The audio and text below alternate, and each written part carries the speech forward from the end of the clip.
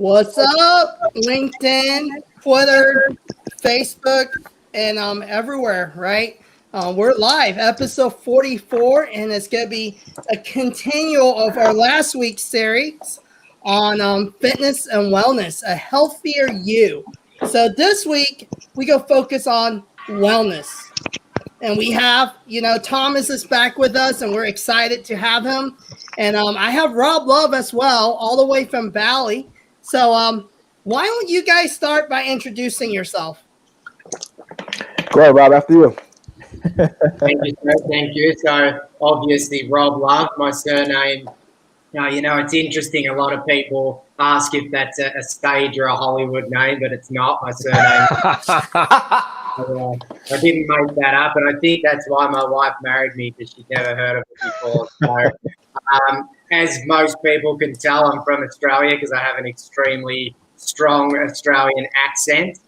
It's funny when we're in Oz, a lot of people say, "Where are you from?" And I'm like, "Well, I'm actually the real Aussie." It's quite funny because my accent is so old school. My background originally, I was in landscaping actually for 15 years.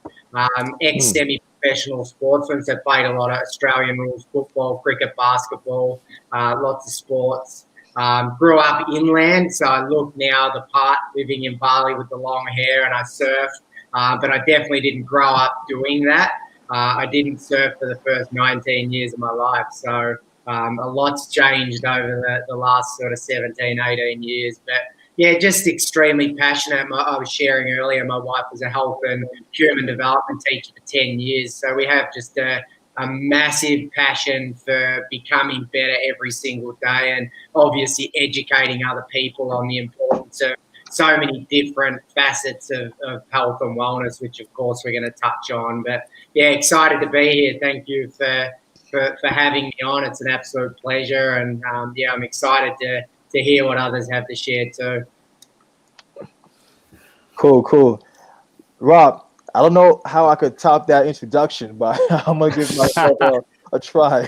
So my name, unlike Rob, is very generic, Thomas Johnson. So I reside in New York City, and my background is with nutrition and fitness. So I went to school for nutrition and also personal training. I became a celebrity trainer afterwards. I also have a sports background. So while in college, I played rugby. In high school, I played football, ran track, all the works. But with my company, Get Up and Get Fit, it's a wellness and fitness coaching concierge company that basically tailors to busy executives and entrepreneurs. Right, we provide the wellness support that these executives need to keep them healthy and fit throughout their crazy lifestyle. So I'm passionate about anything wellness, anything fitness, anything lifestyle related, and I'm just here to provide some gems. So Rob, let's chop it up. Let's have some fun. Yeah, man. All right. So I guess my first question is, when it comes to fitness and wellness, right? To our guests here, Rob, Thomas, what's the difference between wellness and fitness to you? Cool. That's a great question. So obviously, I think that when you stereotypically look at fitness, it would be moving, right? It'd be getting out, and it would be physically moving your body. That's what I would assume most people would believe. Wellness is obviously now it's the biggest business on the planet. I think so many people, especially after what happened last year, people are extremely open now and understand the importance that wellness, it encompasses so many different aspects. And I don't think we have time to go into them all, because they're honestly, there's so many, and I'm still learning more and more each day now, and I've been in the industry for 10 years. I think for me, wellness, I focus on 4 key elements. It's mindset, it's nutrition, it's movement, and then it's money. And money's one that a lot of people don't give a lot of time to when it comes to wellness and well-being. And if you're financially stressed and under pressure, there's no way that you can take your health to the levels that are possible. And the reason I share that is health to a lot of people is expensive, not as expensive as being sick, which is quite interesting when you put it that way as well. But for me, it's really clear. I put mindset and nutrition on the same platform. Okay, I pivoted. There was a time where I thought mindset went above nutrition, but because I'm so in tune with what I put in my body, and it's now been scientifically proven that we have two brains, one being the brain we all know of, and the second being our gut. Is if you put the wrong nutrition in your body, there's no way your mind can work optimally as well. So yeah, I put those two together. Then obviously movement is a really important factor. I don't think it's the number one key to well-being. Of course, it's a part of it. And then, of course, money, which again, I'll go into later. But yeah, having multiple streams of income and learning how that you can really set yourself up financially. Because I know for me, I want the best of the best. I want the best products going into my body. I want the best coaches. I want to be able to travel to the most pristine places around the world, and that takes money. So I'm certainly not afraid to shy away from sharing that I believe that that's a part of well-being for sure. Yeah, Rob, that was actually great. Thanks for highlighting those facets. So with me, when I look at fitness, I look at it as the ability to do, right? The ability to perform, right? So when you're fit, you're able to operate efficiently, right? For instance, you're able to, if you're a fit person, you're able to run up and down flight of stairs without being short of breath. So the ability to perform, that's how I look at fitness. Now, when it comes to wellness, you're either well or you're sick, right? Either sick or you're well. So if we look at wellness, it's really having this this holistic ecosystem, right?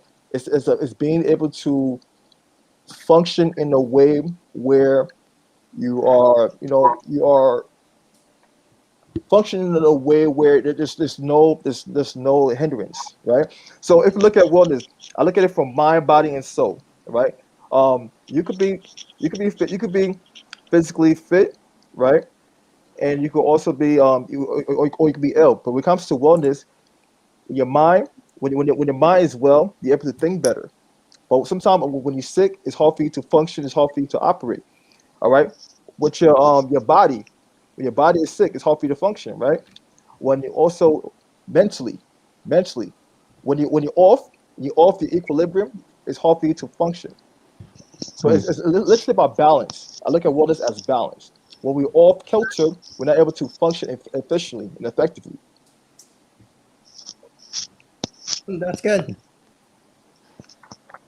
Hey, hello, Sergio, and want to shout out to Ashish. Travis just hop on. Looks like we got quite an audience tonight. And hey, if you guys are on the show, please comment and just say hi to us. You know, I know it's sometimes nice just to be on the background, but we would love to know who's actually on there because we have no way of knowing if you don't comment. So we want to just say hi to you. But I'll start with Eldrick. You have any questions about wellness? I'll start with you with the question, and then we'll go Jeremy and then Jen. Yep. I think I do have a lot. I resonate with what Rob just mentioned in terms of fitness. Wellness, because it's such a complicated web of things that comes together, which we need to take care of. And I think the message that I got out of Rob is that while he articulated the 4 pillars of wellness, they aren't necessarily in a chronological order or which one is more important than the other, because each of those are equally important. The way I look at it is, without oversimplifying things, is that I think we will achieve a state of wellness when we are able to sleep well at night.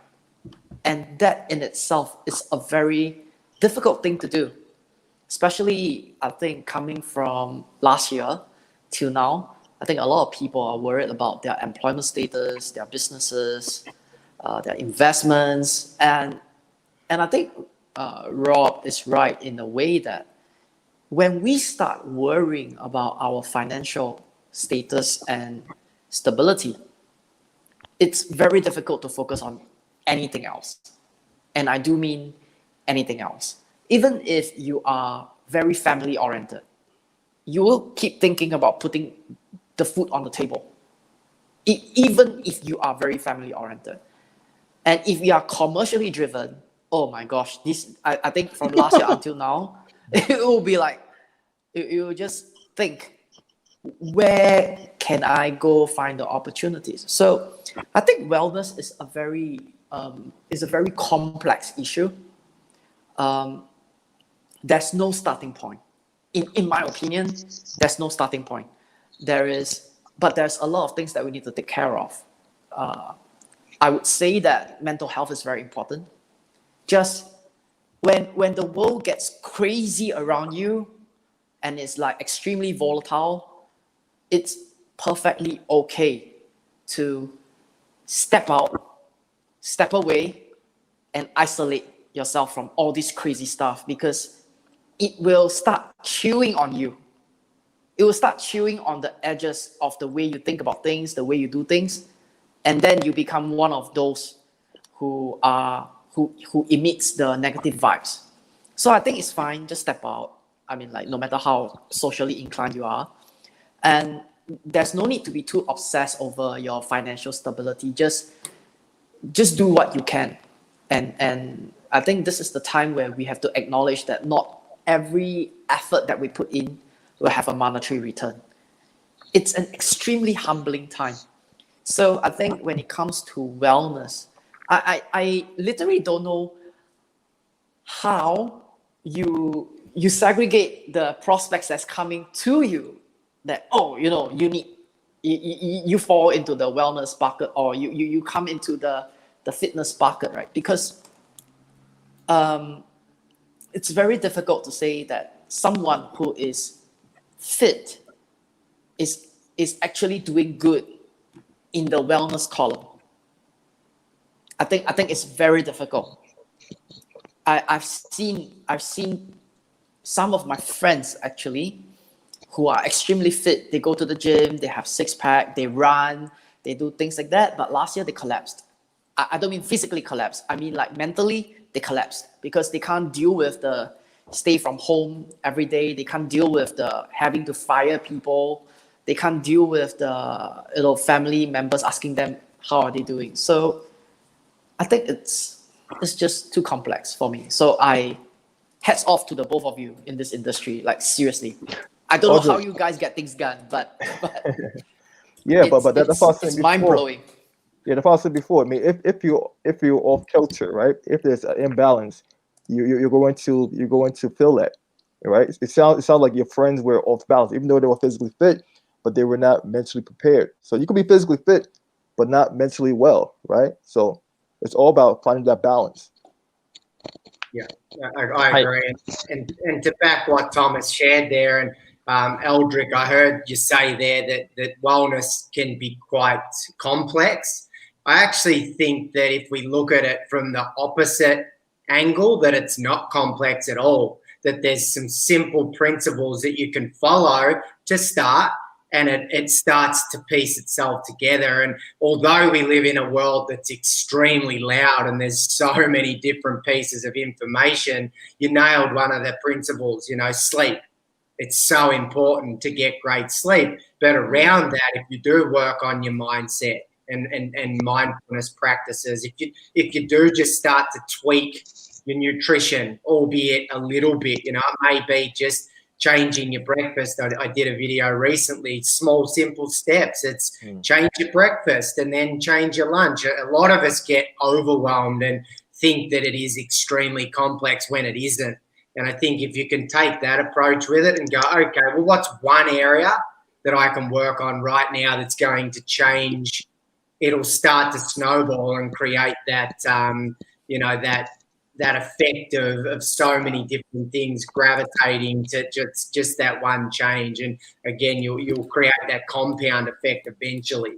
But I think we try and go out and change everything all at once, and then we get overwhelmed, and then we all fall apart. And I think Thomas will agree that a lot of people that look fit aren't healthy. They might look big and strong, but they're lifting weights and looking good. It fills that void of everything else that they're not focusing on at the time. So I think something off the back of that as well is comparison is the thief of joy. We should never look at anyone else bar the person in the mirror and go, right, what's one thing I can change? Forget about how others look. We're all genetically different. I've done massive training sessions, 16-week programs. I don't really get big muscles, or I'm genetically not built that way, and that's okay.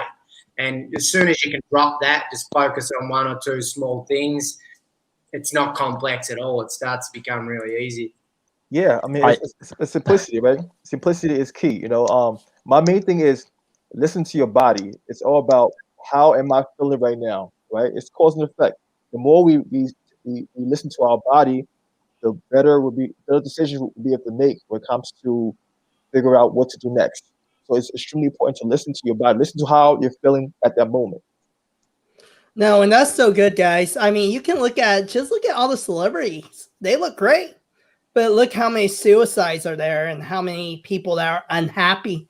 It almost seemed like some of them are the most unhappy people, right? So, I mean, I think wellness has a lot to do with the mindset, and I think it's every aspect of it is wellness, right?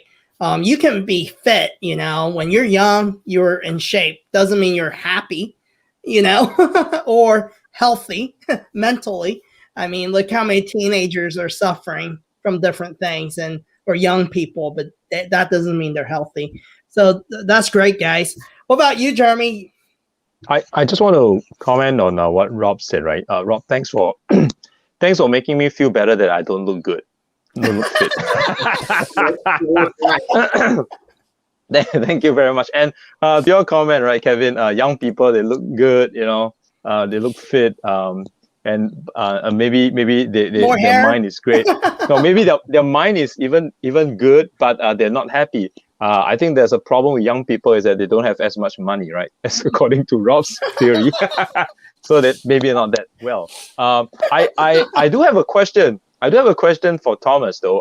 Thomas, when you said that you sort of put wellness in like three aspects, right? Mind, body, and soul, right? Mm-hmm.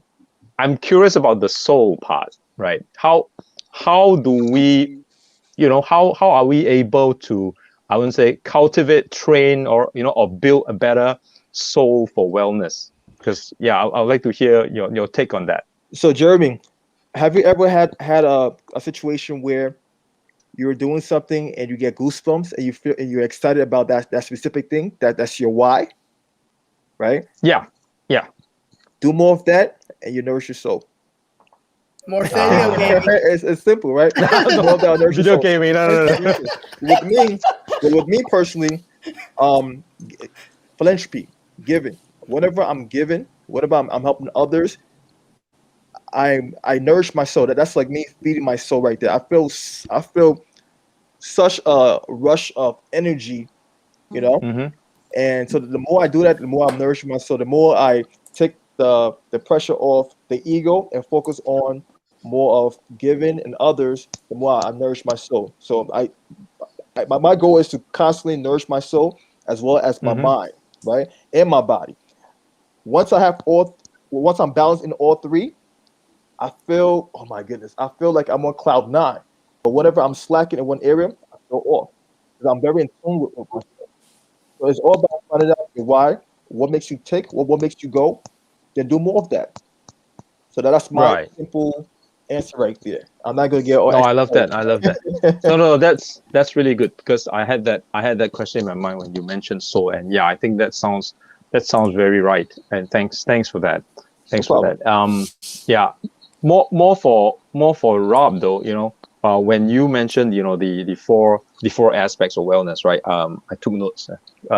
Mindset, nutrition, movement, and money, right?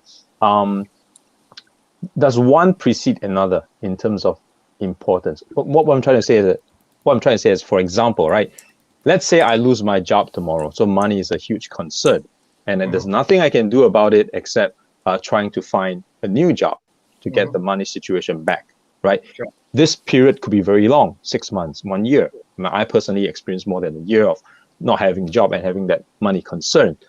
So when something like that happens, do I work on the other three? You know, what would be your advice be? You know, it might not be money. It could be, you know, I'm feeling sick or I'm not well, you know. Do I work on something else in the meantime, or what do I do?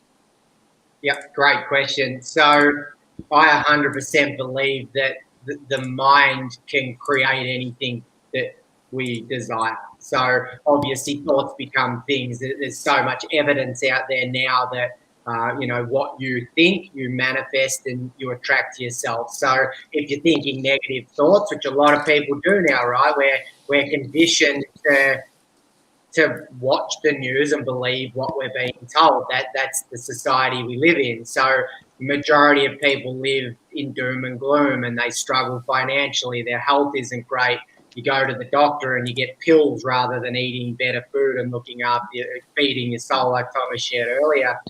I believe mindset is the key. It's where it all stems from. If we don't think positive thoughts, we're not going to attract positive things. It's as simple as that. And I follow a lot of Dr. Joe Dispenza, who he's the king at the moment. He's the man. He is dominating the neuroscience space, and it's all scientifically proven now. He is blowing scientists' brains at the moment. He's bringing in professionals to prove his theories of it all. And it all comes back to mindset. I think, like I shared earlier, though, that you can't think positive thoughts and say, I'm going to be healthy, I'm going to be wealthy, I'm going to feel amazing every day and go and eat McDonald's. Are you serious? But McDonald's makes me feel great.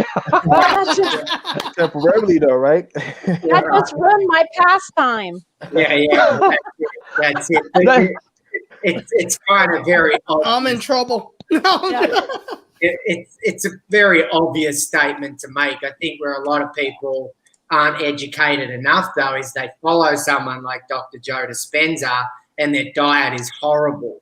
You know, they're drinking soft drink and eating burgers and fries, and that's okay. Like, I eat that stuff. I eat pizza. I drink a beer. That's okay. I don't do it every day. It's a very minimal part of my life.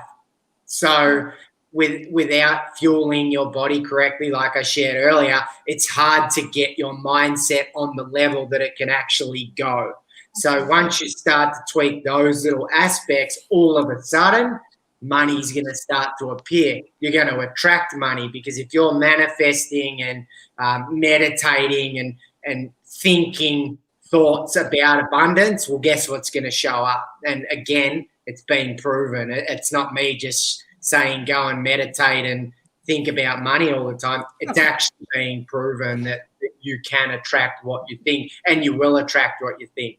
You know, and I think what's cool is, I see you, Thomas, I'll just finish this bit and then jump in. You think of somebody and all of a sudden they call you. Like, how often does that happen, right? That's not just a coincidence. That's energy that you're putting out into the universe, and your thoughts are creating that phone call to happen. So, yeah, I truly believe that people should really take manifesting and meditation and gratitude extremely serious. Nutrition as serious as well. You know, start tweaking that, and they work synergistically. You're just going to get better results. Yeah, Wow, Rob, thanks for that answer. Yeah, That's definitely. You definitely dropped some gems right there. I'm glad you and I both follow the same thing, because I'm also big on manifestation, right? I follow Joe Dispenza. I love to study successful people, right? And a lot of successful people, they have a lot of the same habits, right? They're big when it comes to manifestation. They're big when it comes to mindset. My biggest priority is my peace of mind before anything else. Peace of mind, because if my peace of mind is not intact, it's hard for me to focus. It's hard for me to operate. So my mindset has to be on point all the time, right? I can't be stressed out and expect to excel and create wealth. And at the same time, one thing I also want to chime on too, Bob, I'm pretty sure you and I probably share the same and belief. Money is a tool. Money is just a tool, right? And especially with being in the U.S., it's a fiat currency. We print money like nothing, right? Out here in the It's not just the US. Don't worry about it. US. Out there Thomas, too, don't worry right? about it. It's not So, just the US. yeah, so the main thing is the formula is the more value you create, the more money you will produce. It's all about creating value. The more people you help. So now if you embody that mindset and you create more value and you connect yourself with the right people, then more opportunities going to happen. Right. So it's not really a hard thing. But most folks, because they're constantly in this place of scarcity, they tend to lock their progress. Once again, mindset, like what Rob and I are talking about, mindset, right? So if your mind is stuck on one thing, how do you expect to go to the next level? We are the only creature that could think about our past and relive those moments of the past.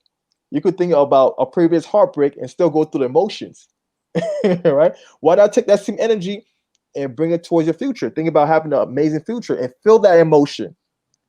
You could do the same thing, but most people don't do that. They want to stay in their past hurt, opposed to going past that and focusing on success, focusing on being the best the best self.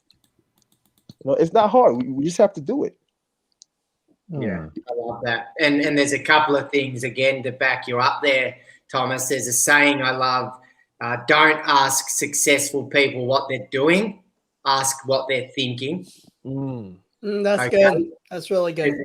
That's huge, right? It's don't ask them what they're doing, ask what they're thinking. Because all the top leaders in the world, the number one thing they all agree on is that your mind is the most powerful tool. The thoughts become things.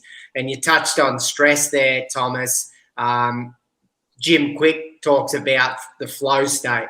And if you're stressed out, it's impossible to get into flow. 100% flow. You have to be able to block that out. And a tip he gives is there anything I can do right now to eliminate that stress before moving into creating your flow state? And then the third thing, it was success leaves clues. So, again, Thomas, sorry guys, I've just cut. Oh, there we go. Success leaves clues. Again, it's like, what are the successful people thinking and doing? Like, they leave clues. So go and follow them. Whoever's got what you want, that's who you want to be following. It's as simple as that. Exactly. And we fall into this trap of getting advice off people that don't have what we want. From friends. Ask the neighbor whether we should go and buy that nice car or whether we should invest. They don't have a clue. Go and ask the people. That's so good. And that's why I collect books. That's why I collect books, man. What about you, So I Jen? should. Oh, go ahead. Oh, I wanted to say. So I should ask Elon Musk if I need to buy a Tesla, right? Make it happen if you have that connection. I know what he's going to tell you. Jen. Jen. That's okay, no problem.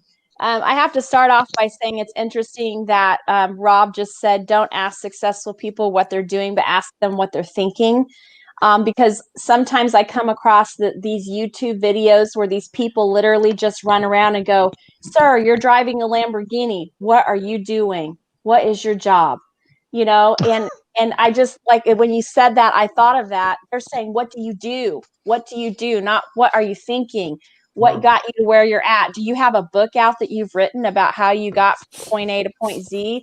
That's where we should be at. And so, and it's funny because before I came on here, of course, Kevin's challenging me on, what are you going to ask him, or, things that you can share. And I didn't really prep for it, but my first thought was mindset. And I think that's where it all starts. It's not hard to eat something nutritious. It's not hard to move, but it's hard to get your mindset sometimes to the point where you begin to move, or you begin to make conscious effort to be, nutritious. And for me, I guess my question is, how do you, if you're not in a right mindset, but you want to be, how do you get there? Okay. I'm I'm 41. I'm married. I have 2 small kids. I love them to death. They drive me completely crazy. I don't get good sleep at night. And I'll tell myself I'm going to wake up at 7 in the morning before they get up, and I'm going to go get on my pre-core machine or go for a jog. And then, after I've been awakened so much during the night, when 7 comes, I hit the buzzer. I just can't move. I can't even function. And I have to do digital school with them throughout the day. And so I feel like sometimes, I definitely, it's just all comes back to mindset. I make excuses for myself. And so that's kind of my question is how do you really change that mindset to make time for that and not make excuses because you're fatigued, because you're tired? For me, I've already changed the nutritional part of things and I've been feeling a lot better, but I can't seem to get the exercise part going. Can I jump on this one, Rob? So it's all about really starting off from where you're at, all right? You're already making the point to make these changes, right? All right, Mm-hmm. you know you would like to make these changes. You have that in the back of your mind. That's great. Now make it easier for yourself. All right. You don't have to go to the gym for an hour. You don't have to do anything so extravagant, so crazy. Start off where you're at. Okay. If you know you need more sleep, get some more sleep. When you do get up and do a little bit. You can go for a walk around the block just so you can get the momentum going. All right. Start off small. People tend to they want to start from A and run right to Z. And when you have that mindset, you become overwhelmed. Mm-hmm. Start off by chopping at the block, little by little. Put your shoes by your bed. You get up. Once you see your shoes, that's gonna invigorate you to take the next step. Or if you're tired, like I said before, rest up because sleep is extremely important, right? Rest up when you have some time. Go for a walk around the block or do some squats for like 1 or 2 minutes. All right. In between a day. And next day, do a little bit more. So this way you can gradually work up a momentum. Right? That's it. It's literally not that hard. Start off from where you're at. Yeah, I love that. Everything Thomas said, of course, absolutely spot on. And that it's interesting, Jen. You're a mum, right? You're a typical mum. It's the same. And Thomas, you would work, no doubt, with mums. Firstly, mums are freaking superhuman. Amazing. So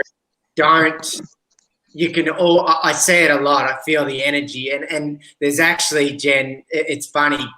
I would empower you to go and do this little experiment, right? And what I tell mums to do is I say, go to the sink and you've got 2 kids and a husband, right? And fill 1 cup halfway. Just fill 1 cup halfway, okay? Sounds out there. Just fill 1 cup halfway. Then the other 3 cups is Kevin and your 2 kids.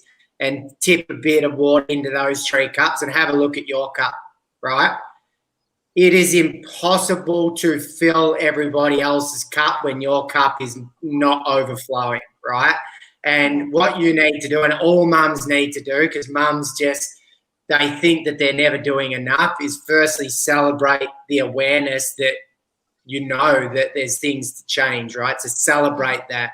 Celebrate that you've tweaked your nutrition. That's huge, right? That's those small, simple steps. So all of a sudden your focus is on positives rather than I'm not getting out of bed in the morning. I'm not doing this. I'm not doing that. There's 2 massive things that you've already changed.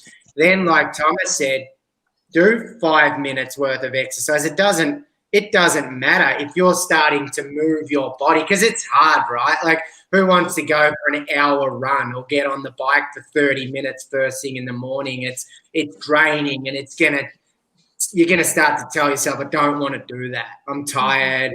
It's too much. If you do 5 minutes though, that's not going to be hard, right? So set those little achievable goals off the back of celebrating and start to write your wins down. Like today I did 5 minutes. Like that's massive, and go and do, that task, because I think physically seeing that, like I did it with a mum once and she couldn't believe it. And then I said, now turn the tap on and just let it keep filling up and just leave the tap on and everything that comes over. And then all of a sudden, all 4 cups are full. And all of a sudden your eyes are open. You're like, wow, now I get how important I am. And I can guarantee you, Kevin and the kids are going to be more happy that you're happy, right? We don't always have to keep filling everybody else up at the expense of ourselves, because everybody else around us actually is in more lack because you're in lack, right? So celebrate the small wins, just take small steps and watch what starts to happen, because it might be 12 months you're getting out of bed earlier and doing an hour in the morning. That doesn't matter. What's the hurry, right? Like we've got a long time to go. Yeah, I think that's awesome. I appreciate that from both of you guys. I think for me, I was in really like the best shape of my life when I met my husband. And so, then you get excited, you fall in love, you go out to eat, you start making excuses. And then all of a sudden, you're like, I'm a mom, so I hope you guys don't mind, but you're popping these kids out into the world and your body's changing. And, there's just so much going on. And then there's such an added stress when you've got these kids in your life that you're trying to keep them, right here, all going in the same direction. And so I really appreciate that. I think a lot of times I'm like, well, if I can't do 16 or 20 minutes, then I might as well not do it at all. And so I really appreciate you saying, hey, that 5 minutes matters. And just doing something every day matters. And so thank you for that. And Jen, just to add to the conversation, the more you start to work on yourself, the more energy you're going to have. And your kid's going to see the difference. The kid's going to see that mommy has more energy, mommy is happier, and mommy is smiling more. And that's going to form a ripple effect. True. And they will run around more, and they will want to play with you more.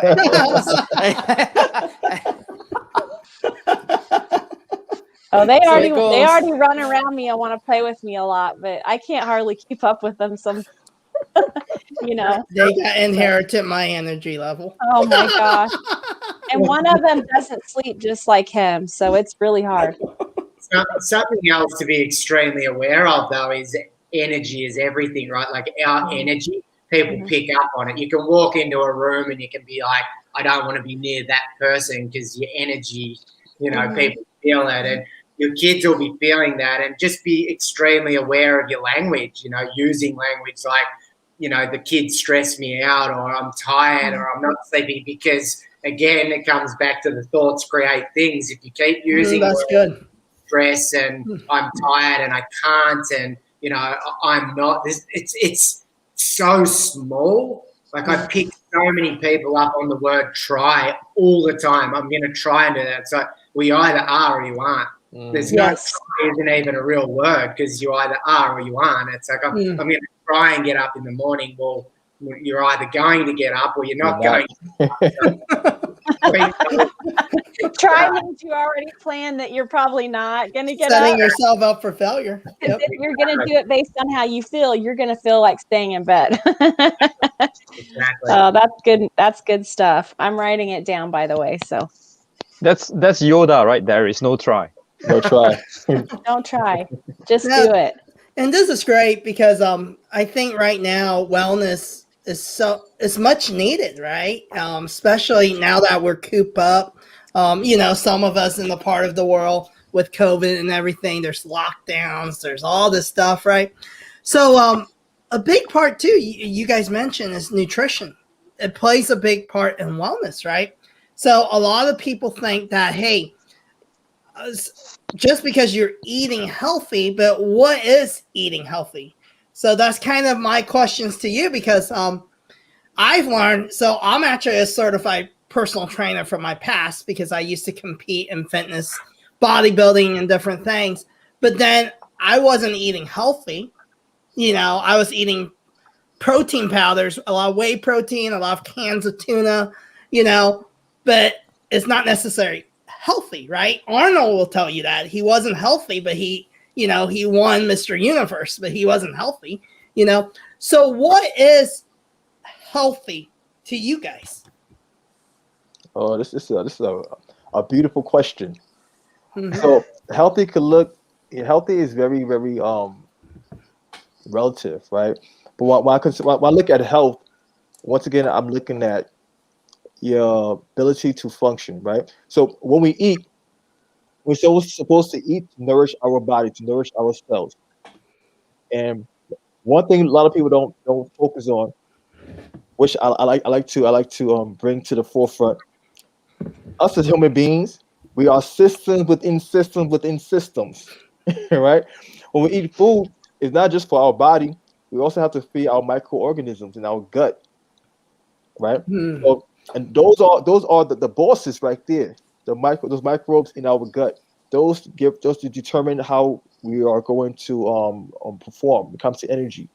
So imagine you're just eating donuts, or you're just eating cookies, or even just eating like sandwiches, right? You know how sometimes when you eat a meal, you feel tired and lethargic afterwards. You have no energy to move. Even though you're eating, you're still not feeding your cells.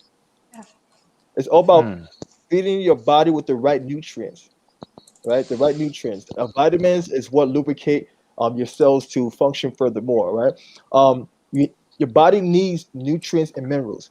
So when you eat, before you even eat, be mindful of what you put in your body, because that's going to determine how you're going to perform. So look at the health as putting the proper nutrition in your body that will allow you to function at an optimal level, right? That's how you should look at health. Am I healthy? Am I able to operate without feeling tired, without getting injured? So that's my definition of health right there. Since we're on this, right, I just have a question, right, Thomas. What's your take on perk me up foods? Because like for me, like I sit in front of the computer, I work, and then I just have this urge to go to the fridge and pick up a bar of chocolate to feel better, and then I do that, like potato chips. Obviously not nutritious, but I do think that they give me the energy. It might be a reliance, mental reliance. I don't know. What's your take on that? So, or how do I break that cycle, right? So first you break the cycle by being aware, right? Because you already know that they do these things. you know it's already, right? You know this. So you're not fooling yourself. The first step is to be aware, right? The second step is to if the food is not in your fridge, then you won't get tempted by those foods, by those snack foods, right? So stop putting it in your fridge. Stop putting in your cabinet. Because if you get up and go in the cabinet, it's gonna be staring at you like, Jeremy, eat me, Jeremy. Yeah, all the time, eat me. So make it easier for yourself. So grab healthier snack choices and put in your fridge and your cabinet. This is when you do get up, you're able to grab that and eat it. Right. Go ahead, Jen. So I am not the professional. So I actually put this out there kind of as like a suggestion but you guys can step in. So I use a protein bar that's actually very chocolatey tasting, but with no added sugar. So it's still, I don't know how they do it. I haven't looked at all the ingredients, but it's called Clean. And I keep those. So they're very high protein. They don't have a lot of sugar, maybe like 2 or 3 grams tops. And that totally cuts out my chocolate craving every single day. So I don't know. I mean, I haven't gone to like the extreme of doing the dark chocolate with no sugar in it. I'm sorry, I'm just not capable of that yet. I haven't gotten to that point. But I just need that chocolate. I just need a chocolate fix. And so there's one that has like chocolate and peanut butter, and then there's one that has like the sea salt and chocolate. And if you don't like my idea, Kevin's the one that picked them out, not me. On camera right now. I just want to put that back on him. So one thing. I love it. I just looked up price. So one thing. Sometimes when you're craving certain foods, excuse me, it's because your body is lacking a certain mineral or nutrient, and there might be a trace of that mineral or nutrient in that food, so your body automatically associate that food item with your lack. Okay. So because your body really wants to find that balance. So another thing, Jen, I know most people don't read nutrition labels, but I want you to not only rely on the sugar intake, but also look at the ingredients when it comes to the failures, right? When it comes to the other stuff, right? The other stuff in it, because the other stuff is really what wreaks havoc on the body. Sugar, a lot of folks get used to looking at ingredients to see if there's sugar or how much sugar is within the ingredients, but it's not just about the sugar. It's literally about the other ingredient. For instance, like the ingredients that extend the shelf life of that product, right? Those things are really wreak havoc on the body because it stays in your body for a longer period of time. But I'm not going to go too much into this because I get passionate about this, So I'm just going to give you that little tip. Be more aware of the actual ingredients. My little trick is, if you can't pronounce the word, if you don't know what it means, then don't consume it. Don't consume it. So education before consumption. Okay, you definitely got me on that one because I'm pretty sure there's something that gives that shelf life. Yeah, normally it is, and that goes into your body. So bad idea, Jeremy. Bad idea. Don't do that. Yeah, don't do what I suggested. If it extends my shelf life, why not? Just kidding. But great one, Thomas. Appreciate that. Yeah, Rob, you want to say something? Yeah, what I'll share is, like, I can be a bit more blunt. Sugar is crack. It's now been proven. They did a test with mice that they gave them crack cocaine and artificial sugar, and they kept going back to the sugar. So think about that. Sugar's killing you. Simple as that. And if you're feeding it to your kids, it's killing your kids. So if you really want to, obviously, Jen, you've got kids. It's like, well, if you want to keep putting that stuff in their body, it's slowly going to be eating away at them. And it is extremely addictive. And what starts to happen is your body craves it. It literally craves it, and you find it really hard to stop.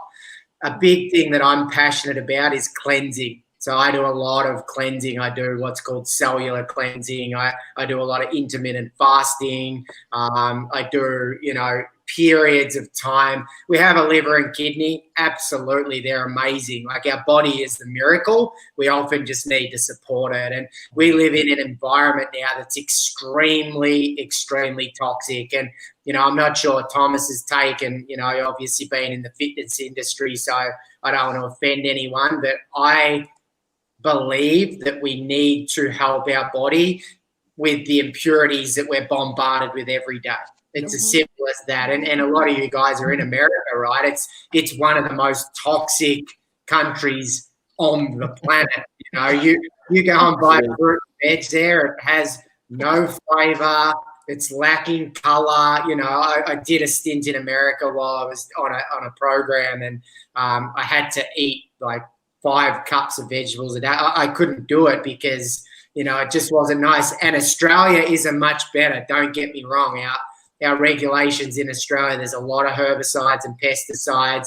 Cattle are injected. There's all these nasty things that our bodies are subjected to. So I'm a big one for cleansing. And when you start to aid your body and you start to give your liver and kidneys that bit of a boost, your skin gets better, right? We're such consumers. Let's heal our skin from the outside.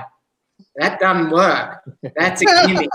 The crap you're putting on your skin isn't fixing your skin. It's covering up. It's a Band-Aid. You start to heal yourself inside, your skin starts to get better. Your hair starts to get better. Your nails, your bone density, your muscle. You really start to nourish yourself inside. The stuff on the outside takes care of itself, because there was never any such thing as, topical products a long, long time ago. Thomas, did you have something? Rob, listen, Rob, I feel like I'm speaking to myself right now. Like I'm listening to you. I'm just beaming inside because I'm like, yes, he gets it. He gets it. He gets it. He gets it. I'm literally beaming inside because everything you just mentioned is what I believe, is what I live by. right? Sure. You have to assist your body. You have to be mindful. You have to really, really love yourself, because that's the Yeah. definition of love, right? Yeah. That's By good. self-sabotaging, you're not loving yourself. You have to love yourself. And how do you love yourself? By taking care of yourself. What do you Yeah. consume?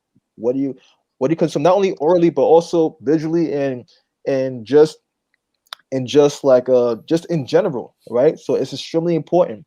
And like Rob said, your liver, your kidney, like your liver, imagine we have this filtration system that's such an amazing job, but we decide to beat it up by adding extra stuff in there, by eating food with dyes, drink a lot of eating food and beverages with a lot of sugar.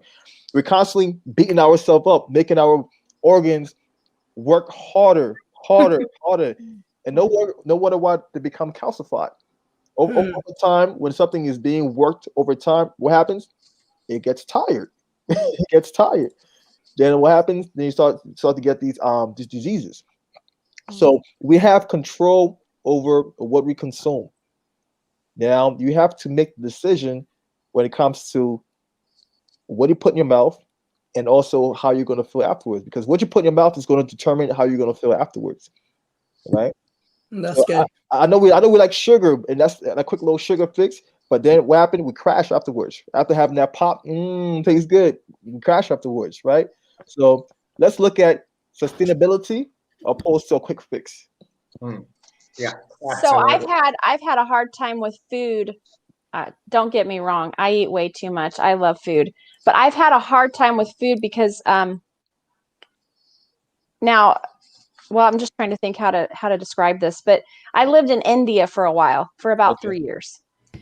So you go to the farmer's market, and at least my perception was this is all organic.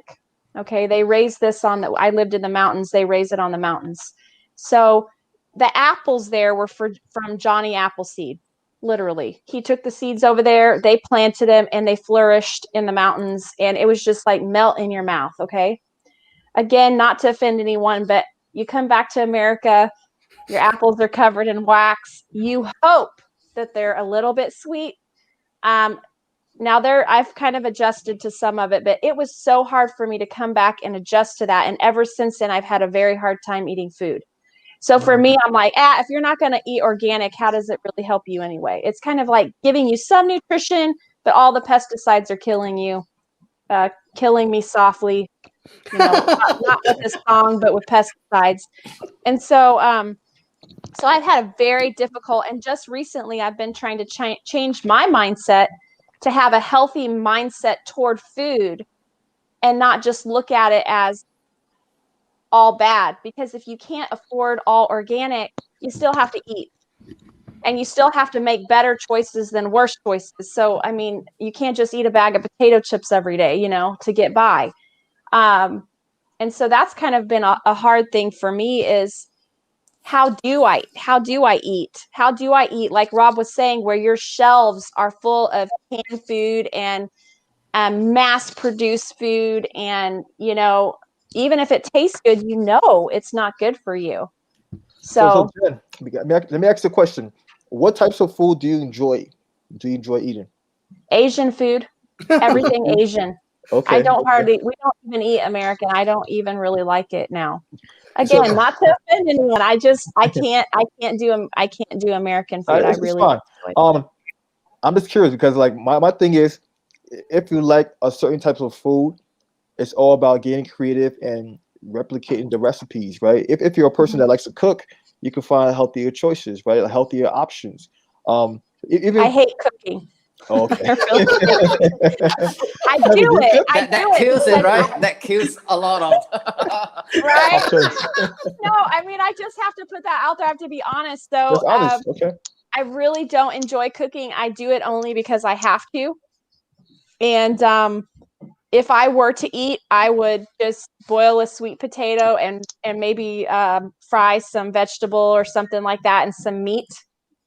That's why Kevin cooks sometimes. Sometimes his mom, who lives with us, cooks because Okay. we eat everything from Korean barbecue to pho to Vietnamese to Thai. We love Thai. We love curry. I mean, but we try to like make our carbs simple carbs, like sweet potatoes, brown rice.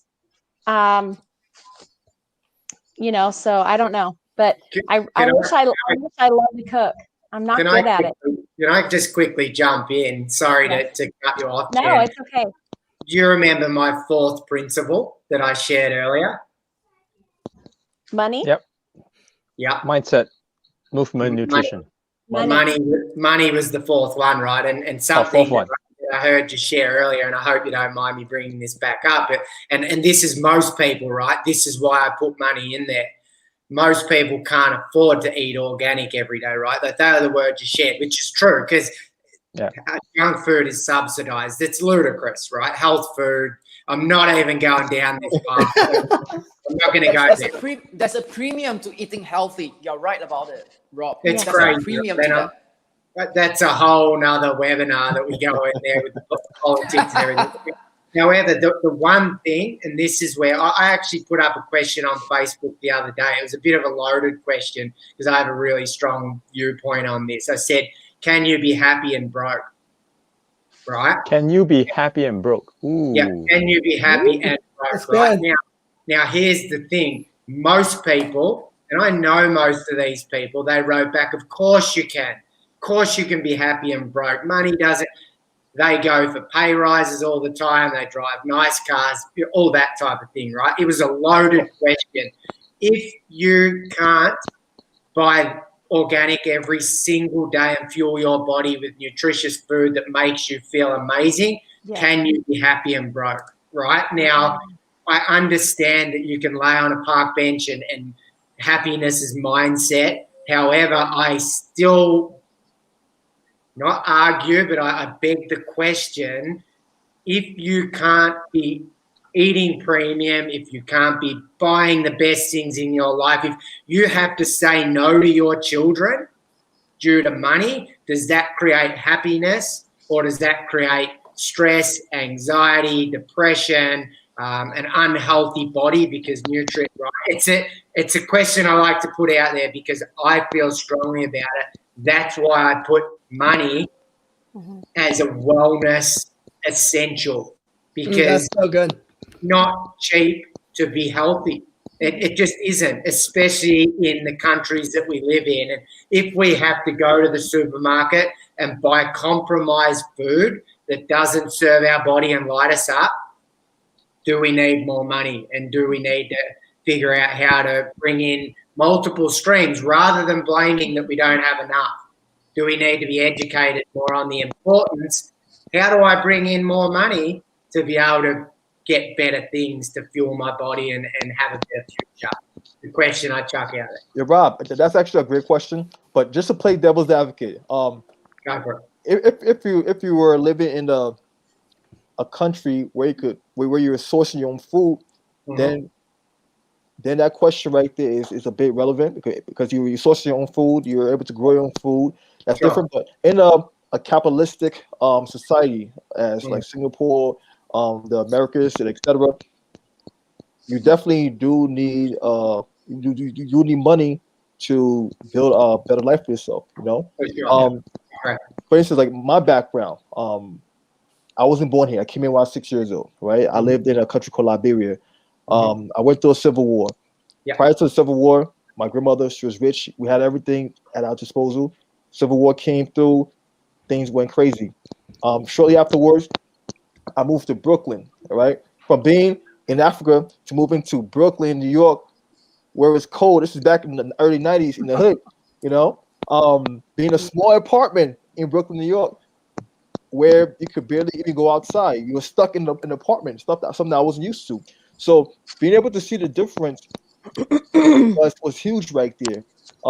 In that case, we definitely needed money to eat better because we were using food stamps. We were, and being in a place that's a food desert, it's hard for you to eat healthily when you live in a food desert. A food desert, for you guys don't know, is an urban area that doesn't have any type of market that have any vegetables. There are corner stores that normally have a whole bunch of processed foods. So it's called a food desert. So living in a food desert does not produce a good outcome, right? So I do believe in what you just mentioned. When you mentioned money equating to happiness, if you're in a capitalistic society, you know. Yeah. But like I Yeah. said, if you're in a place where you're able to source your own food, then that's a bit irrelevant. And sorry, I'll just jump in there. I'll back up everything you say because I actually live in Bali, right? And they're very happy. They don't have a lot of money. I don't think money buys happiness necessarily. Unfortunately, the way of the world that we live in now, it is a necessary tool to leverage to be able to buy things that make us happier. You know, it's not the money. Money is energy and paper, Yeah, it's true. right? However, it's the things that we can get. It's the experiences that we can be able to supply our lives. But you're right. It's if the world was changing and we were all going to, live on the barter system like it used to be, amazing. But it's not. And it never will be, unfortunately. There will be pockets. I know that there's people that are buying land and creating sustainable communities, which is amazing. That's not going to be everywhere, unfortunately. If it was, we'd be a whole lot happier. But I'm super passionate because I'm a realist, and I know that money is something that is going to be prevalent for a very long time, at least while we're alive anyway. So I have to say, kind of from a middle perspective, like I really get where Rob's coming from. I also understand how Thomas, where he's coming from, what angle, because Rob is right, but from living in a third world country, I also understand the total extreme, the opposite direction. Sometimes what you want and need is just not there. It's just not available. I think, for us and in this country, we do have such an opportunity. I think in Singapore, they have such an opportunity to be able to have that growth mindset, to be able to grow, and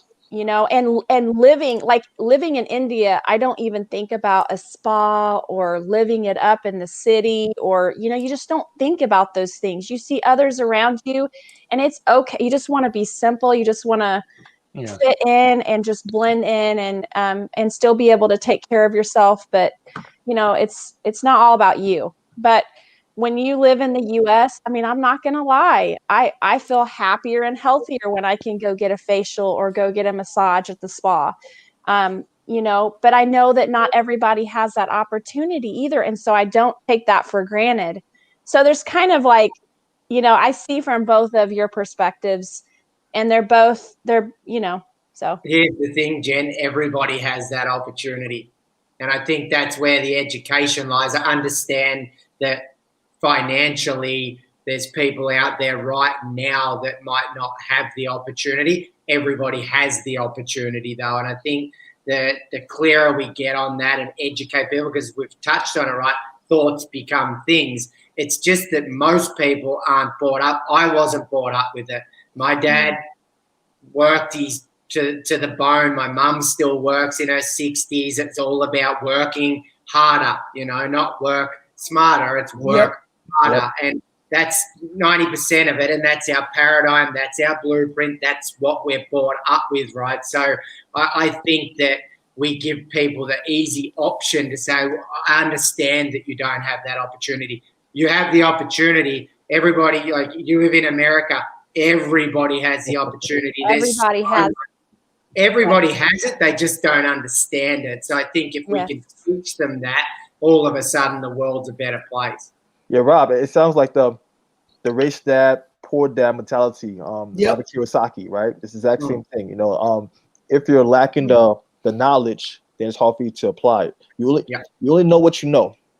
You only know what you know. So this is why it's important to branch out. Like a lot of folks would stay within their ecosystem around the same friends they grew up with and expect to excel. It's hard for you to excel if you're around the same group. You have to get out of your comfort zone to learn more, so this way you can grow. That's the only way you're going to excel. So that's the formula. And I think that's the beauty of it. It all goes back to like what Rob said. Thomas, all of us, right? It goes back to perspective and mindset, right? And I'm a firm believer of that as well, because same thing, Asian parents, immigrant, they pretty much worked their whole life, ended up being entrepreneurs. But then, I would say they're entrepreneurs that just made enough to put us through college, but I wouldn't say there was an abundance, right? Because it's that mindset shift. So even when I married Jen, I'm a firm believer in, like, you got to shift that mindset. It's not, oh, I can't afford that. Is I can afford it. It's just how I'm going to afford it, right? So it's the small shifts that makes the biggest difference, because I meet people and I challenge even the guys that work for me sometime. I go, don't say you can't, or, oh, it'll be 10 years. Why? I go, is that what you want? Go get it. It changed the mindset. Is instead of going, let me save for that, is how can I pull more income in order to afford that? It's just a different mindset, because we all have, like, sometimes people go, oh, we don't have enough time. You make time. If you want something, you make time. There is enough time. It will happen. You just got to make it happen, And I think we, as humans, we set ourselves to failure, just like fitness, right? I used to be a bodybuilder and I competed, and why do I not look like that now? And I tell my wife, it's a mindset. You want to look. Yeah, I know how to do it, but I don't do it. You prefer to look prosperous as a business guy. No, Look more prosperous. So. But I don't think that's the point. Yeah, it's the mindset. It shifted. Something shifted throughout the years that is no longer like a priority, and that's a mental problem for me. And I think everything starts with the mind. So Kevin, with that being said, what is your goal? What would you like to look like? What would you like to achieve and accomplish, man? Yeah, now? I'm curious. I'm putting you on the spot, man. I'm putting you on the hot seat right now. I would love to hear this and maybe add to it. Go ahead. Yeah. To be honest, it's just to be healthy. Like, I don't want to have pain, or, where, I want to be sure that I have the energy level, like you guys said, but not so much aesthetically. I want to fit my clothes and stuff and not have a belly, So that's kind of my goal where I am today. And, I want to be there for my kids, So my father died when he was 59. Wow. So he wasn't there for my wedding. He's never met my kids. So he died of cancer.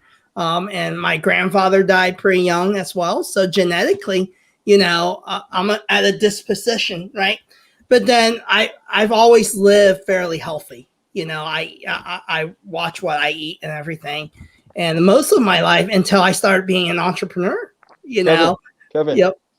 I want you to hold that emotion, like what you just mentioned about your grandfather, your father. I want you to hold on to that emotion, right? Yep. And write it down, because whatever you write down becomes more of a realization, because it shows that you're being more serious. Write down those whys right there, those reasons, right? Yep. I want you to look at it every single day. Okay, that's gonna be your homework. Ooh, Oh, that's good. That's good. It's all about powerful. the emotional tie, because once you Write it attach an emotion to a reason, then you're more equipped to take that next step. Yep. That's good. And then to take it a step further, stick a picture of your family on there.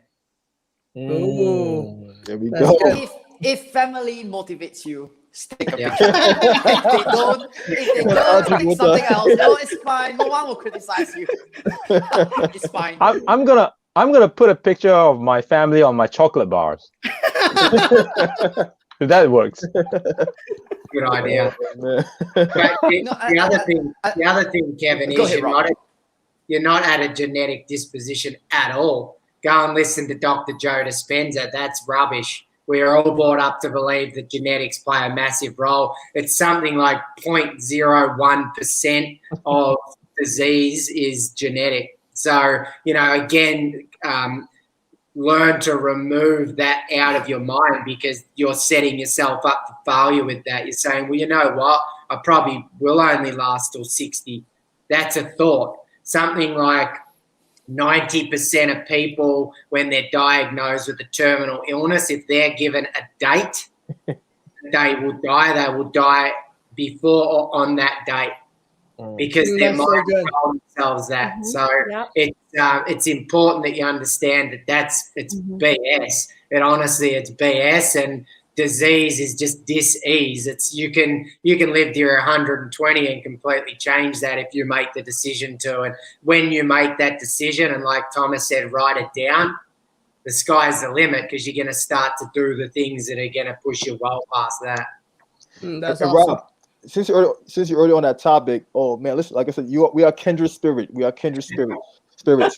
I want you to highlight the reason why that's kind of like BS when it comes to the 0.1%, and how environment is really what brings out the gene expression, the environment. So since you're not both like students of both disciplines, you want to highlight a little bit more about the environment? Yeah, so absolutely. So, well, it's interesting, and you would have seen this, Thomas, probably, or heard this story with Joe, and it's probably where it really sinks in the most, is that you can have identical twins with exactly the same gene expression. They work in a factory, right, and they're subjected to toxins and, really nasty chemicals, and one dies at 50, one dies at 85. Right? Now they're brought up exactly the same. Now, outside of that, though, they might have an extremely different network of friends, one negative, one positive. The food they put in their body, the thoughts they think, it has absolutely nothing to do with their genes. It has everything to do with their environment, their network, thoughts they think. So good. In their body. Wow. So it's mind-blowing, right? Because if it was genetics, the identical twins would both die at 50, right? Or both live to 85. So, yeah, it's very, very important. Did that answer your question, mate? The majority, yeah. I always say I've always seen that, like my mother-in-law talks about how one of her grandfathers, the wife died around 70 or 80, and then he lived until he was 100 and still climbed mountains and everything. And she would talk about what he would eat and just couldn't believe that he had lived that long. And I would always, because she's like a huge advocate against like bacon and all the fat, anything with fat on it. And so I told her, I said, well, he was probably really happy, because I always feel that people that see life positively and are truly happy mentally and emotionally happy and balanced, they live longer than everybody else. They live a long time. So Jen, a little secret about my family background. My grandfather lived to be 109 years old. So wow. You're right about that. Happiness and also the environment, right? And being active and having a good mindset. So I guess that kind of goes back to, how you think about yourself. Don't abuse yourself. Make decisions that lead to better and better things in every area of your life. And what do you guys think about balance? So I'm kind of an extremist.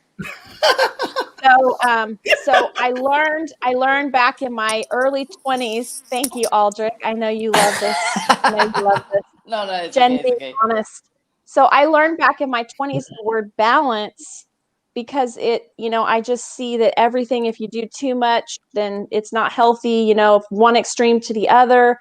And so I've just always lived by that principle since that moment, to find balance in everything in life. And how do you guys feel about that term? So Jen, balance look different for everyone, right? What might be balance for you might be different for Kevin and Jeremy and Eldrick and Rob, right? So you really have to figure out your priorities, right? And what you believe is your life balance in a sense, Because like I said, it's completely different for everyone. And I'll throw a curveball here in regards to balance and nutrition. So something that I was guilty of sharing with my clients over the years was it's all about balance, right? Now, when you have a set of scales, how do they work? You've got to have equal the same amount either side. Mm-hmm. Not in nutrition, you don't. That's got to be like that, right? And that's where you've got to be really careful, because a lot of people will say, well, I had a salad, I can now have a pizza. And it is unbalanced when it comes to nutrition. So that makes sense. That makes sense. There is no balance when it comes to nutrition. 90% good, then go and enjoy the stuff that you know is not fantastic, but let's be honest, tastes better, right? That's why we choose the burgers and the pizzas, not because they serve us, but we enjoy the taste. And that's what the balance out on that one. Go ahead. Yeah. Go ahead. That's where the 80-20 rules come to play. 80% of the time, eat healthily, do your thing. 20% of the time, you can snack. You can grab things that you might desire, all right? So that 80-20 rule is pretty good. I like that. I like that. I keep a couple things in the cupboard, and Kevin's like, you better stop buying that. That's not healthy for you. And I was like, but that is the one thing that I enjoy one day a week. That's just my thing. Here's a trick for you, Jen. Rather than having it in the house, like I don't know how close you are to shops or a corner store or where you may be able to get that particular product. A little life hack, rather than keeping it in the house where you don't have to earn that, leave it where it belongs and maybe go, okay, well, I want a chocolate bar, right? Which is totally fine for your mental. Oh, that's good. It's totally fine, but go, all right, I have to go and walk to the shop to get it. I have to work it. Then you're going to earn it. It's as simple as that. If it's in the cupboard, you're going to eat it, right? We tell ourselves it's like, it's okay. I'll eat it and go for a walk later, which you're not, because you're going to feel worse after consuming it. So a little life hack that I don't keep any nasty junk at all. I make sure I have to go and earn it.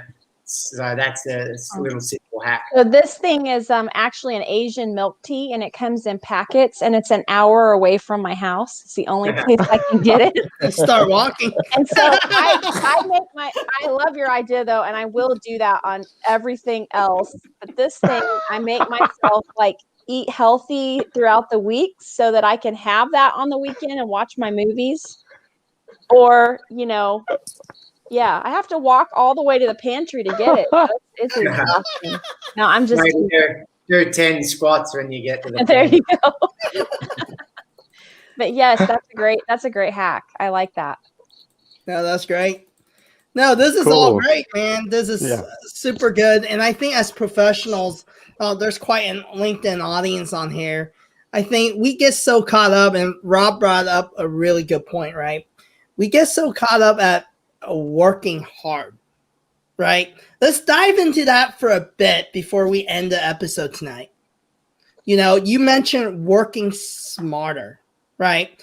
Because we have this, I always say, there's a lot of guys out there, right? It's always like, especially in the US culture, I can't speak for every culture, but I'm here in the US, right?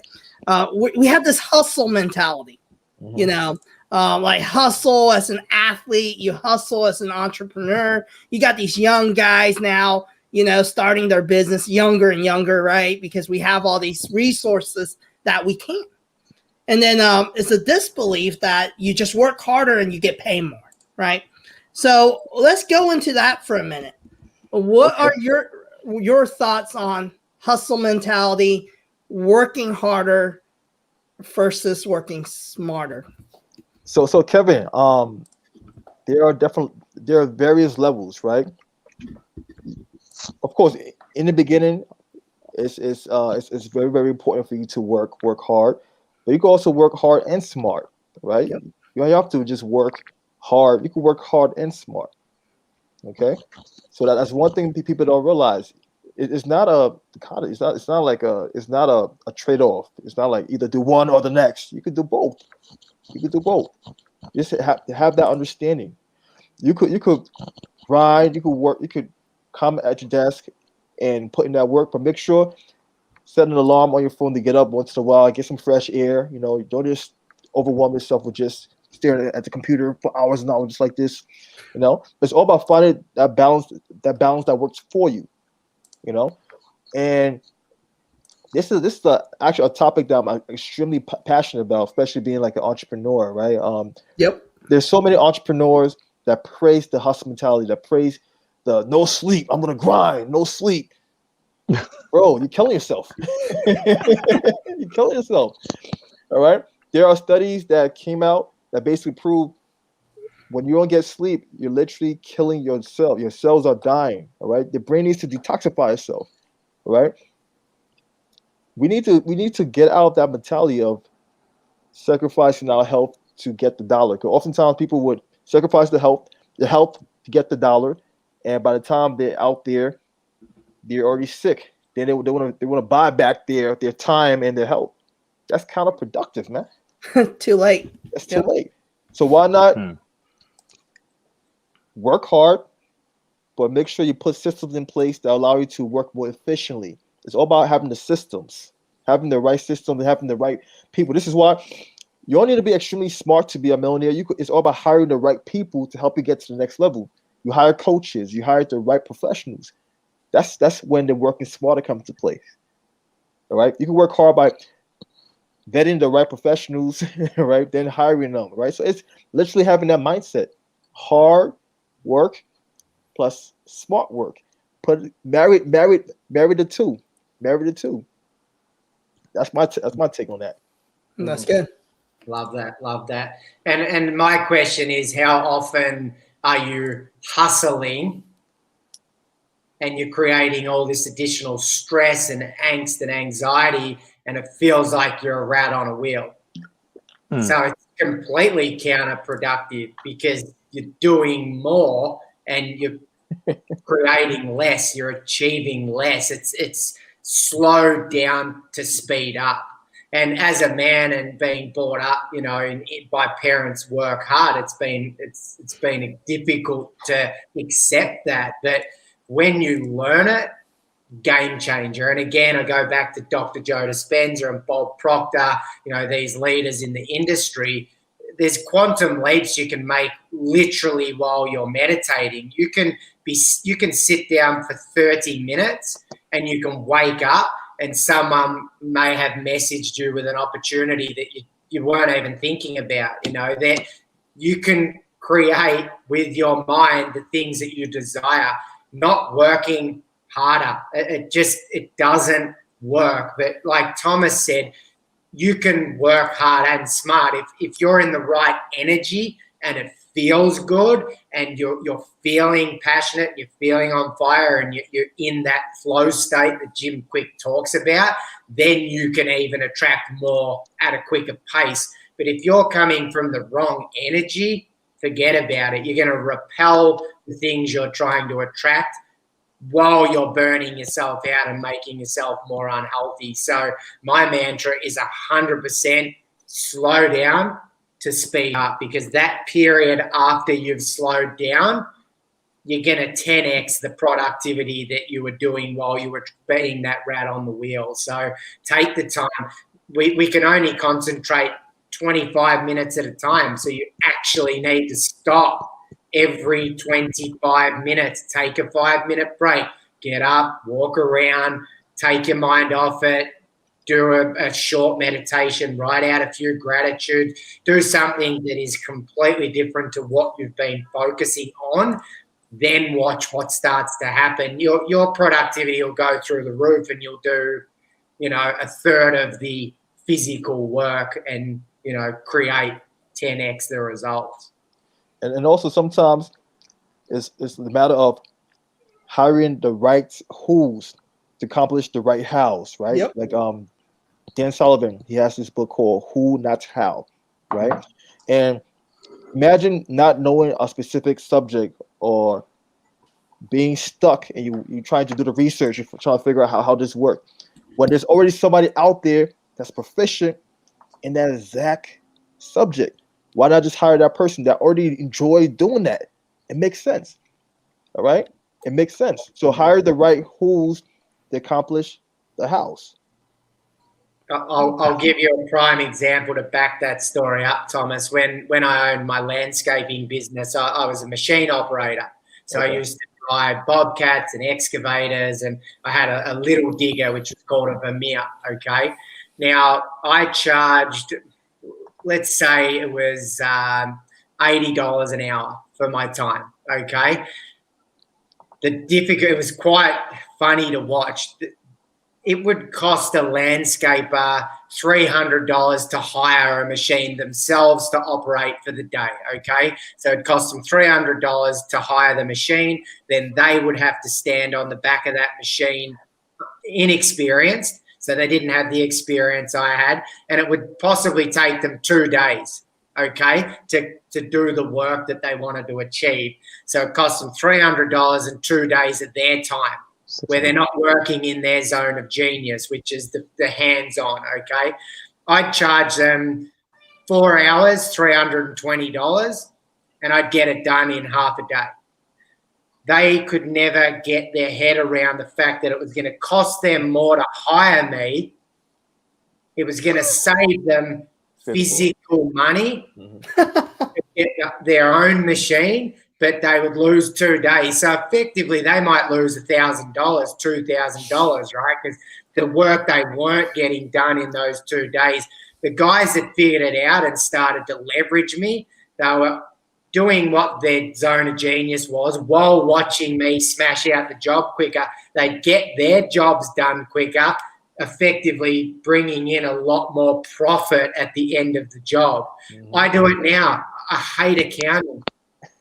I pay an accountant to do it, right? Exactly. It costs me $200 to pay him what it would take me a week to do. I can focus in my zone of genius, and my profit far outweighs, what I save doing it myself. So you're so right, Thomas. You hire people to do the stuff that's going to take you the time that you don't. I don't want to do accounting. I don't want to learn it. I don't have, a goal to be able to be great at that. I've got other things I want to do. So, pay someone else. Rob, you made me you reminded me of a quote I read somewhere, right? About happiness. I think it fits into wellness, and the exact example you just said. It says that happiness is being able to do less of what you hate, or not do what you hate at all, which is exactly your point, right? You're not an accountant. I don't want to be doing all this accounting thing. I hire someone to do it. Because you are able to do that, you have the option to do that. That makes you happy because you can save your time to do what you really like. So that's sort of like a definition of happiness, right? That's the goal. You brought out the example, and it just reminded me of this quote. Yeah, I think it's very true. Very true. And at the end of the day, what are we all searching for the most? Happiness. Right? We tell people, like, what's your goal in life? I want to make $1 million. I want to serve all these people. Absolutely, let's do that. At the end of the day, all we're looking for is happiness. You're so right. Yep, it's the things that make you happy. Yep. Yeah. I think it's so important to have that mindset of abundance, right? Of being able to shift to that abundance, because you need the abundance to hire, the people you need to do the things you want them to do, right? To help you. And man, this is so good. I think we can keep going. No, I got something to go to. You need to pay someone else to go do it. No, I enjoy doing it. It's feeding my soul. And just to add to that too, sometimes you could do a barter, right? You don't have to pay somebody. You could literally barter, right? So it's not all about the money. If you have the money, figure out a way to still leverage that person's time and energy, by providing value, some type of value, somehow, some way. I just want to throw that little caveat into the mix as well. No, and it's so true. We all have talent. We all have skill sets. We're all valuable. So, we got to leverage our value, right? So, no, this is so good. So, what's the best place to connect with you guys? Let's start with Thomas. Tell them a little about your business as well. for the audience out there that weren't on last week. Got it. Hey guys, what's going on? So I'm Thomas Johnson. So I'm the founder and CEO of GetUpNGetFit. It's a wellness and fitness coaching concierge company that I created that provides wellness coaching to busy executives, entrepreneurs, and corporations. You guys can find me on LinkedIn. I live on LinkedIn pretty much. You can also go on getupandgetfit.com, and that's where I'm at. We're also on Instagram, Twitter, everything Get Up and Get Fit. Myself and the team will be there. Awesome. What about you, Rob? Love it. Yeah, so pretty simple. You'll find me at Facebook, Rob Love. Very simple. Instagram is It's Rob Love, so ITS Rob Love. I'm on LinkedIn, Rob Love. Again, pretty straightforward. And look, my business is just we're extremely focused on couples. My wife and I are very, very blessed to have been married for nearly 10 years. We've seen the importance of not only physical freedom, but time freedom and being together every day. So we have a huge passion of healing people from the inside. We also love to work with people and teach them, obviously money is something that I've shared on a bit, and the importance of multiple streams and what might be their passion going and chasing that. So yeah, we're extremely passionate about just showing couples that time and financial freedom and health creates a beautiful relationship. And we also work with singles as well. We certainly don't pigeonhole anyone, but yeah, we're very focused on nutrition mindset. And we're, go to Thomas if you want to learn more of the training aspect.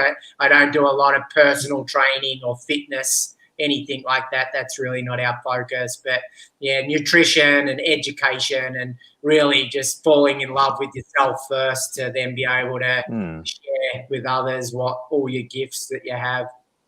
Yeah, and before we end tonight, I want to shout out to our sponsors as well. StreamYard is the company that makes this all possible so that we can be everywhere whenever we go live. So if you guys have any questions about doing live shows or whatever, hit me up and, I can help you with how this is produced, send you a link to StreamYard, Eldrick, Jeremy, or Jen. And then we also have the Bottoms Up Perspective Tribe. And it's all about connecting with everyday people and supporting each other through our social media journey. Because at the end of the day, social media is about being social. And, we have a group of pretty much global. We have an audience almost everywhere, right? So that's kind of our goal, is just helping everyone be better, right? The best version of ourselves, and we can always learn from someone. So, and everyone has a different perspective on things. And sometimes it's not a matter of, hey, whose opinion's right, but how can we make each other better, right? And I appreciate everyone that's on the show tonight. Thank you so much. Thank you, Rob. I'm so glad, I got to. So Rob and I, we started Facebook messaging for, I think, almost a year. Wow. And I've actually never talked to him live, like interacting one-on-one, like seeing him on the other side. So it's kind of neat, And then appreciate you, Thomas. We're going to continue this conversation. I'd like to invite you guys to the Bottoms Up group as well. And Picture of you guys. There's some great guys on there. So thank you so much for tonight. And want to say hi to Christina Ross. She just come on. And so we appreciate you.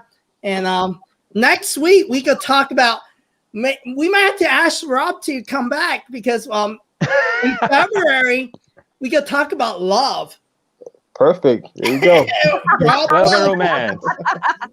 There you go. So Yeah. With the name like love, man, you have to be around all February. All February, man. Yeah. So Love is needed in the world, man. yeah, so Love the is topic needed. next week is what is love? So we look forward to having all of you join us for episode 45, and have a good night. Have a good rest of your day for those of you in Asia, and thank you. Thanks, guys. Bye. Bye. Bye.